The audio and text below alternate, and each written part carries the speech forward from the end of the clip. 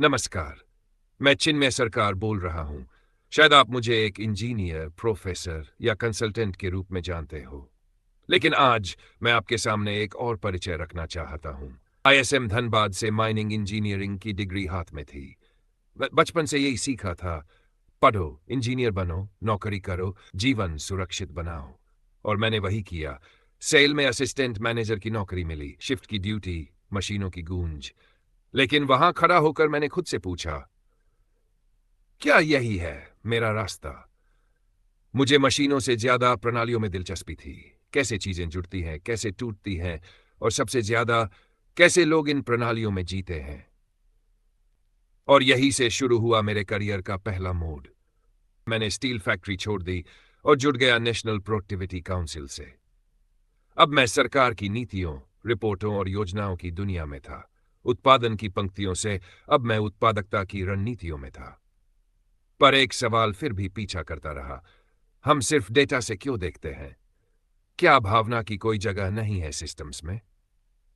पृष्ठभूमि में थोड़ा भावपूर्ण संगीत रे में मेरी जिंदगी ने फिर करवट ली। टीसीएस, टाटा कंसल्टेंसी सर्विसेज मेरी अगली कर्मभूमि बनी। यहां मैंने शिष्ट साल काम किया और हर दिन, हर प्रोजेक्ट, हर देश ने मुझे एक नया आईना दिखाया। मैंने दुनिया देखी, लेकिन हर जगह एक चीज समान पाई। लोगों को समझने वाला कोई नहीं था। सिस्टम्स थे, लेकिन मानवीय स्पर्श नहीं था। और यहीं जन्म हुआ एक्सेल मॉडल का। एक ऐसा ढांचा जो संगठन को न सिर्फ तकनीकी रूप से बल्कि संवेदनात्मक रूप से भी देख सके। जहां प्रक्रिया हो लेकिन उद्देश्य भी, जहां दक्षता हो। मैं फिर लौटा अपने पुराने घर आईआईटी खड़गपुर, लेकिन इस बार एक छात्र नहीं, एक शिक्षक, एक शोधकर्ता के रूप में। एक्सेल पर पोस्ट डॉक्टरल रिसर्च की मिलकर दुनिया के सामने रखा।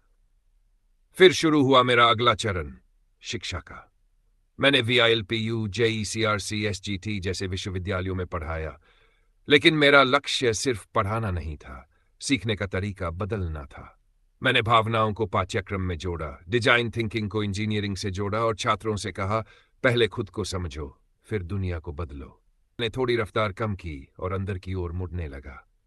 मैंने लिखा स्प्रिंग बोर्ड जंप अप, एक किताब जो नौकरी की नहीं, जीवन की छलांग की बात करती है। अब मैं छात्रों से, प्रोफेशनल्स से, संस्थानों से एक ही बात कहता हूं, करियर मत बनाओ, यात्रा शुरू करो। रुचि की सुनो, बदलाव से डरो मत। और कभी अगर रास्ता बदलना पड़े तो रुकना मत, क्योंकि शायद वही बदलाव तुम्हें तुम तक ले जाए। तो मैं ये नहीं कहता कि मेरी यात्रा पूरी हो गई है, बल्कि मैं कहता हूं, मेरी खोज आज भी जारी है। मैंने पाए बार करियर बदला, लेकिन कभी रास्ता नहीं छोड़ा। हर बार अपनी रुचियों की सुनी, हर बार अपने अंदर के सवालों को अपनाया। और यही मैं आपको भी कहता हूं, तुम वही करो जो तुम्हें भीतर से जिंदा महसूस कराए। क्योंकि करियर कभी एक मंजिल नहीं, एक यात्रा है। और सबसे खूबसूरत यात्रा होती है आत्मा की।